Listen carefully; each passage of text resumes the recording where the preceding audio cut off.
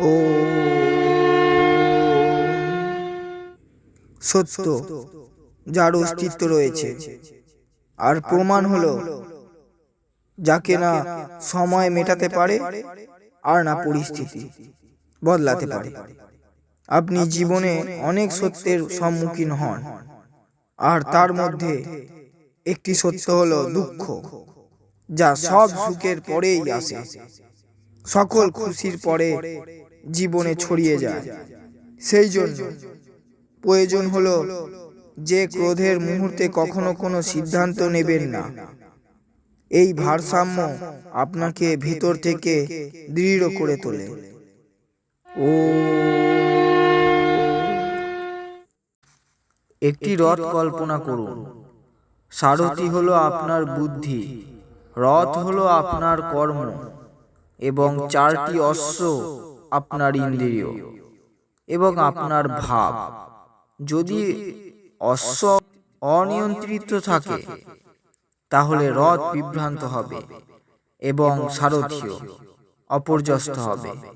ঠিক তেমনি যখন অহংকার এবং ব্যাকুল মন আপনার কর্মকে নিয়ন্ত্রণ করে, তখন আপনি দিকভ্রান্ত হয়ে যান।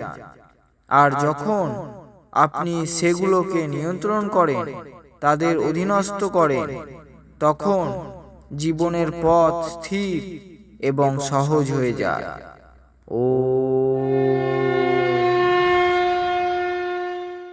একজন সৈনিক তার রাজ্যের জন্য সীমান্তে অটল থাকে। সে শক্তি প্রদর্শনের জন্য নয়, বরং নিজের অস্তিত্ব এবং আত্মসম্মান রক্ষার্থে দাঁড়িয়ে থাকে।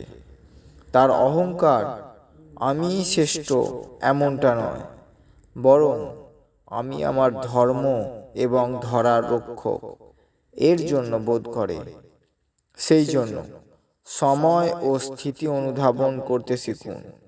আর যখনই প্রশ্ন আপনার অস্তিত্ব এবং ব্যক্তিত্ব নিয়ে করা হবে, তখন আপনার স্বর এতটাই উঁচু করুন যাতে সব প্রশ্ন, সব ব্যাখ্যা, সব অনুচিত অভিযোগ দুর্বল হয়ে যায়। ও পদ্মফুল বড়ই অদ্ভুত হয়, তাই না? পাঁকে জন্ম হয়, কিন্তু পাঁকের স্পর্শ নিজের অন্তরে লাগতে দেয় না। সর্বদা সুগন্ধিত এবং পূজনীয় হয়ে থাকে। ঠিক তেমনি যে মানুষ নিজের চারপাশে বিকারের মধ্যে থেকেও নিজের পবিত্রতা বজায় রাখে, সে প্রকৃত অর্থে পূজনীয় হয়ে ওঠে। সেই জন্য পুজো কেবল ঈশ্বরের নয়, সেই ব্যক্তিরও করুন যে সকল নঞর্থক চিন্তা থেকে দূরে থাকে, নিজের মন ও মস্তিষ্ক সুস্থ রেখে শিব হয়ে ওঠে। ও